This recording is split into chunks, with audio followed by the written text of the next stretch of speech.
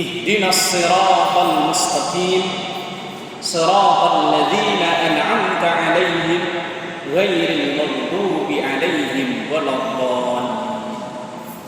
Ihdinas siratal mustaqim. Ya Allah, tunjukkan kepada kami jalan yang lurus, jalan yang benar. Apa itu jalan lurus, jalan yang benar? Yakni siratal ladzina an'amta 'alaihim, jalan orang-orang yang telah Engkau beri kenikmatan kepada mereka. Ghairil maghdubi 'alaihim, bukan jalan orang-orang yang Engkau murkai, waladdallin, dan juga bukan jalan orang yang tersesat. Ini yang wajib dalam sholat kita 17 kali kita memohon hidayah kepada Allah. Belum lagi dalam sholat sunnah kita, qabliyah, ba'diyah, duha, tahajud dan lain sebagainya. Setiap kali kita membaca Fatihah, di situ kita memohon hidayah kepada Allah Subhanahu wa ta'ala. Karena memang tadi saya katakan hidayah ini hak prerogatif Allah, diberikan kepada siapa saja. Bahkan kepada orang yang mungkin sangat membenci Islam, kalau Allah sudah memberikan hidayah, maka akan 180 derajat berbanding terbalik. Bisa kita ambil contoh Khulafaur Rasyidin, salah satunya yakni Umar ibn Khattab radhiyallahu anhu. Sebelum beliau memperoleh hidayah, beliau adalah salah satu orang yang paling keras memusuhi Islam. Bahkan beliau bertekad ingin membunuh siapa saja yang masuk Islam, termasuk ingin membunuh Rasulullah SAW. Tapi di puncak kebenciannya terhadap Islam itulah turun hidayah kepadanya. Ia memeluk Islam, berbanding terbalik. Yang dulu memusuhi, sekarang membela, mempertaruhkan nyawa. Maka kita doakan saja orang-orang yang saat ini begitu membenci Islam, melecehkan Nabi kita Muhammad sallallahu alaihi wasallam, orang-orang yang ingin memecah belah Islam, kita doakan semoga hidayah turun kepada mereka. Yang dulunya memusuhi Islam akan berubah menjadi yang mencintai Islam. Dan kalau Allah menghendaki keluarga kita sendiri atau bahkan keluarga Nabi, kalau tidak dikehendaki oleh Allah memperoleh hidayah, tidak akan memperoleh hidayah. Kita ambil contoh. Ada putra Nabi tidak diberi hidayah oleh Allah sampai meninggal masih dalam keadaan kafir. Kan'an, putra Nabi Nuh. Ada ayah Nabi, ayah Nabi Allah Ibrahim alaihissalam, Azar. Ada istri Nabi, istri Nabi Lut. Ada ayah angkat Nabi, Fir'aun. Fir'aun ini ayah angkat Nabi Musa alaihissalam. Karena semenjak kecil Nabi Musa diasuh oleh istri Fir'aun, maka secara tidak langsung Fir'aun adalah ayah angkat Nabi Musa. Tapi bagaimana ia memusuhi Islam? Karena memang belum ada hidayah. Atau bahkan dalam riwayat yang masyhur, walaupun masih menjadi perdebatan atau khilafiyah, yakni Abu Talib, paman Nabi, sekaligus besannya Nabi. Paman Nabi karena Abu Talib ini saudara kandung dengan ayah Nabi Abdullah. Besan Nabi karena Abu Talib punya anak laki-laki Ali yang dinikahkan dengan putri Rasulullah sallallahu alaihi wasallam. Dalam riwayat salah satunya yang ditulis oleh Al-Imam Ibnu Katsir rahimahullahu taala, sampai meninggal Abu Talib belum pernah bersyahadat. Maka ketika Abu Talib ini meninggal, Rasulullah sallallahu alaihi wasallam manusiawi sedih luar biasa. Karena Abu Talib ini salah satu orang yang membantu perjuangan Rasulullah, orang yang membela mati-matian Rasulullah sallallahu alaihi wasallam. Jiwa raganya dipertaruhkan untuk membela Rasulullah dan Islam, tapi kenyataannya sampai akhir hayat belum pernah bersyahadat. Maka ketika Abu Talib ini meninggal, Rasulullah sedih, turunlah ayat innaka la tahdi man ahbabta walakin Allah yahdi man yasha wa huwa a'lamu bil muhtadin. Innaka, sesungguhnya engkau wahai Muhammad, kalau dalam bahasa tafsir Munir, ya asyrafal khalqi, Sesungguhnya engkau wahai semulia-mulianya makhluk Nabi Muhammad sallallahu alaihi wasallam, la tahdi man ahbabta. Tidak bisa memberikan hidayah kepada orang yang engkau cintai. Bagaimana kecintaan Rasulullah kepada Abu Thalib, orang yang mengasuh Rasulullah sejak ditinggal oleh kakeknya Abdul Muttalib. Walakin Allah yahdi man yasha. Akan tetapi hidayah Allah akan turun kepada siapa yang dikehendaki. Wa huwa, dan dialah Allah a'lam, zat yang paling mengetahui bil muhtadin, dengan orang-orang yang memperoleh hidayah. Perbandingannya kita hidup yang jauh dari masa kenabian, tinggal di Indonesia yang puluhan ribu kilometer dari tempat sumber pertama kali datangnya Islam, tapi Allah turunkan hidayah kepada kita. Iman Islam kita ini anugerah yang terbesar yang harus terus kita jaga, dan kita jaga salah satunya dengan terus kita memohon hidayah kepada Allah. Yang pertama, Allahumma inni as'alukal hidayah. Yang kedua, wattuqa. Kita memohon at-tuqa, yakni takwa. Banyak ulama mendefinisikan tentang takwa. Dan di antara sabda Rasulullah yang ini merupakan wasiat atau pesan kepada kita, ittaqillaha haitsuma kunta. Bertakwalah engkau kepada Allah. Sebagian mufassir hadis, takutlah engkau kepada Allah. Merasalah engkau diawasi oleh Allah haitsuma kunta, dimanapun engkau berada.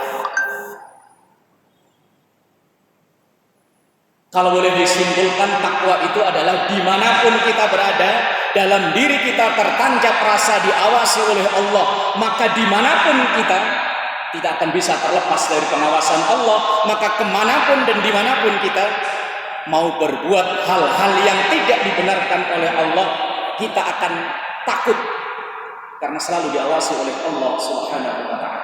Dan ini yang masih berat kita rasakan.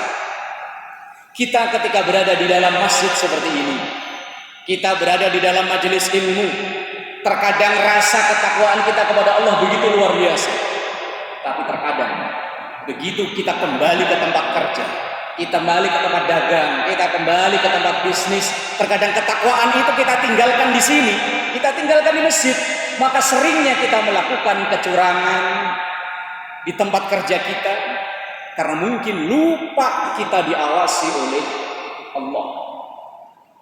Para koruptor ketika mereka pertama kali sumpah jabatan dengan menyebut nama Allah bagi yang muslim, ini artinya seakan-akan demi Allah saya akan menjalankan, demi Allah kemana-mana saya akan diawasi oleh Allah. Tetapi kenyataannya mereka belum bisa menerapkan takwa itu ketika mereka berada di kantor, ketika mereka berada di tempat kerjanya.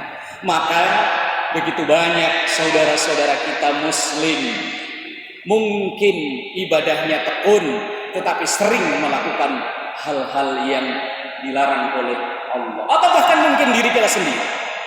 Kita mungkin orang yang ibadahnya bagus, tetapi terkadang ketika kita berbisnis sering kita melakukan kecurangan karena mungkin kita lupa diawasi oleh Allah. Maka sabda Rasulullah, ittaqillaha haitsuma kunta. Merasalah selalu diawasi oleh Allah dimanapun kita berada, agar diri ini terselamatkan dari hal-hal yang tidak disukai atau tidak dibenarkan oleh Allah Subhanahu wa ta'ala. Yang kedua. Kemudian yang ketiga, wal afafa. Permohonan kita yakni Allahumma inni as'alukal huda wat tuqa wal afafa. Mufassir hadis mengartikan ay al kaffu 'anil ma'asi wal qaba'ih, yakni kita memohon kepada Allah agar kita dijauhkan dari ma'asi, berbagai macam kemaksiatan, wal qaba'ih, dan perilaku-perilaku yang tidak pantas. Jamaah yang dimuliakan Allah, di zaman serba canggih seperti saat ini, kita berbuat apapun jauh lebih mudah. kita berbuat ke arah surga mudah. Dulu kalau kita ingin membaca Quran, bagi kita yang tidak hafal Quran, kita kemana-mana harus bawa mushaf. Tapi sekarang enggak, kita cukup bawa HP kita. Kita pasang aplikasi Quran dengan terjemahan, dengan tafsirannya lengkap. Kita bisa baca Quran di kesempatan mana saja. Begitu mudah. Tapi sebaliknya, untuk berbuat maksiat, untuk mengoleksi dosa jalan ke arah neraka juga sama, jauh lebih mudah. Kita ambil contoh. Dulu, sebelum teknologi informasi secanggih sekarang, kalau kita ingin membongkar aib seseorang, butuh waktu yang lama. Kita ingin membongkar aib si A, si Fulan misalnya, kita butuh teman untuk membicarakannya. Kemudian butuh teman lagi secara berantai, membutuhkan waktu yang lama. Tapi sekarang, cukup kita mainkan handphone kita. Kita tulis, kita bongkar aib seseorang, kita jelek-jelekkan orang. Bisa dari dalam rumah kita, dari balik meja kerja kita, atau bahkan dari dalam masjid sekalipun, bisa kita bongkar aib seseorang. Bisa kita sebarkan aib seseorang. Betapa mudahnya untuk kita melakukan dosa saat ini. Dan apalagi kita yang tinggal di kota besar, dibandingkan dengan saudara-saudara kita yang tinggal di pelosok, untuk menjangkau tempat maksiat jauh, butuh waktu, butuh tenaga, butuh biaya besar. Tapi kita yang tinggal di Tanjung Priok ini, betapa mudahnya, betapa gampangnya kita berjalan, melangkahkan kaki kita menuju tempat maksiat. Apalagi dulu Tanjung Priok, Jakarta Utara dikenal dalam tanda kutip sarangnya maksiat. Maka jemaah yang dimuliakan Allah, kita selalu memohon kepada Allah al-afaf, agar selalu dihindarkan kita ini untuk melakukan hal-hal yang membawa dosa. Karena betapa mudahnya, apalagi kita yang aktif di media sosial, betapa mudahnya kita untuk berbuat dosa. Dan kejelekan kita rata-rata orang Indonesia itu malas membaca. Ketika kita entah di Facebook atau di apa saja, kita terima berita yang di situ isinya menjelekkan orang yang memang kita tidak sependapat, tanpa kita baca dulu isinya, tanpa kita telaah dulu, langsung kita sebar. Apakah itu juga tidak mendatangkan dosa? Maka jamaah yang dimuliakan Allah, doa yang diajarkan oleh Rasulullah, al-afaf, mohon diri ini dijaga, diselamatkan, agar timbul rasa hati-hati kita ketika akan melakukan hal-hal yang mendatangkan dosa. Yang keempat, Allahumma inni as'alukal huda wat tuqa wal afafa wal ghina, ay istighna'u 'anil nas, yakni kita memohon kepada Allah agar kita dijadikan pribadi yang mandiri, yang tidak selalu bergantung kepada orang lain.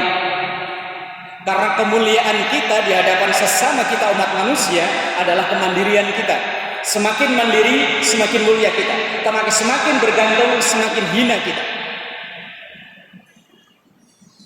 Syekh Ahmad Al-Hashimi dalam tulisannya Mukhtarul Ahadis, beliau mengutip satu hadis Rasulullah sallallahu alaihi wasallam, wa'lam anna syarafal mu'min qiyamuhu bil lail wa izzahu istighna'uhu 'anil nas. Ketahuilah bahwa sesungguhnya kemuliaan seorang yang beriman di hadapan Allah, salah satu faktornya adalah bangunnya di waktu malam. Wa minal laili fatahajjat bihi nafilatan lak asa ay yab'atsaka rabbuka maqaman mahmuda.